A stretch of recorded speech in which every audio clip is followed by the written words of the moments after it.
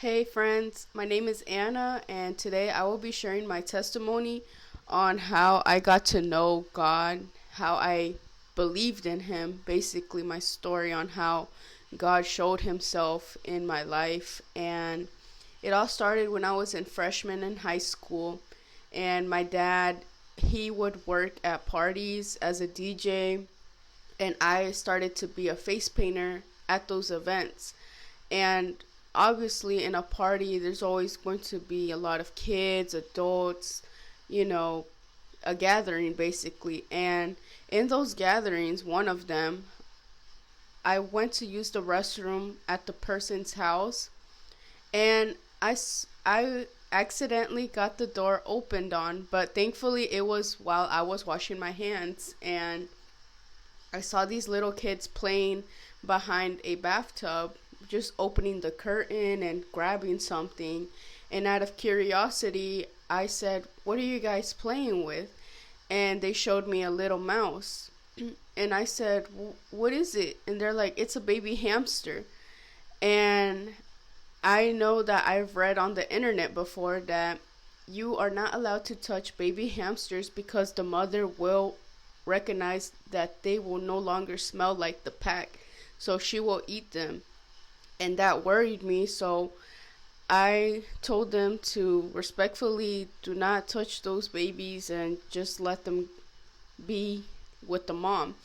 And I told one of the owners, hi, I just saw these little kids, handling the babies, and the owner didn't seem to care. And I went back and I saw one little hamster that was being chewed on, and in my heart I knew I couldn't let that happen. And I told the owner, "Hey, like, that baby hamster is gonna get eaten alive if you don't do something about it." And they had told me that it's life is what happens. And I said, "Well, can I have it?" And they said, "Yeah, but it's very small. It needs the mom and stuff." And I was like, "I just know it's not going to survive if I leave it here." Excuse my cat in the background. I ended up taking the little baby hamster home. I used half of a water bottle and I filled it with hay. I bought hamster food, but obviously it was too small to chew, I think. I tried to give it water, at least, because I don't think there was any type of supplement. I was still young. I didn't know what I was doing. But what I did know is that I couldn't let that little baby die in the hands of its mom. So then it started to grow. It lasted a few weeks. I think like 3 weeks it lasted. I was allowed to take it to school because I had a cat at home, and my teacher was very understanding. They understood that this was a baby in my hands, and everybody at school would just fall in love with it and pet it. And then eventually one day I was just doing my homework, and I saw the little baby was just twitching. And I was like, "Oh no, I think it's like going through something." And I was doing my homework, and then I kept petting it like this. I kept petting it, and then I realized that it had died. It had went cold, solid, frozen. And I know that they say hamsters can sometimes go into hibernation, but that hamster was dead. And I grabbed a little straw from a Kool-Aid and I tried to breathe into its lungs, and it would just puff up like. And I realized this hamster is dead. And it was like this in my hand. It was dead.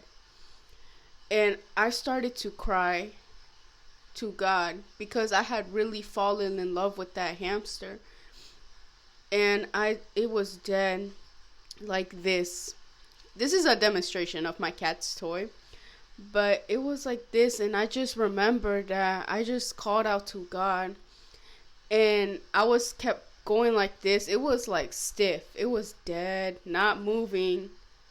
And I remember that I said, "God, please let it live for one day. I wish I could have done more for this hamster. If you let it live for one day, I will be happy. I will be at peace knowing I gave it the best that I could.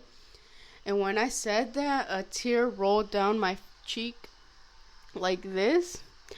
And as the tear fell down on my hand right here, there was a little teardrop right here. And out of nowhere, the hamster started to lick the tear and it came back to life. And I was kept staring at it and I was like, oh my gosh, this is like crazy. The hamster licked my tear and it came back to life.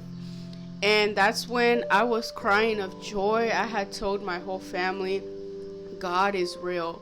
He listened to my pain. He heard my plea. And that hamster lived for one more day, guys. I was so happy. You guys have no idea. Like, to many people, it was just a mouse. But it was like the acknowledgement of God to see that He really probably knew my heart in the moment that I was really attached to that little animal. And that hamster lived for one more day, and ever since I just kept following God.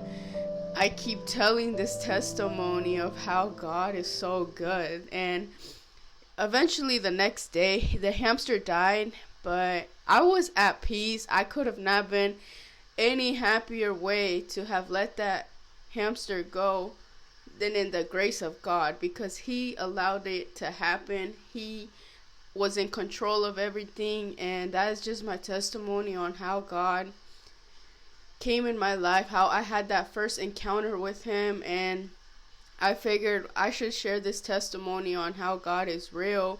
And I know that we all have stories on how God has showed up in our lives, and I just want to say thank you. If you watch this video, if you feel that you have a story you want to share, I would be so pleased and happy to read them all in the comments. And just know that this is just one of my many testimonies on how God has been so good in my life. And I just hope that everybody has a great week, and I love you all in the love of Christ, and thank you for watching.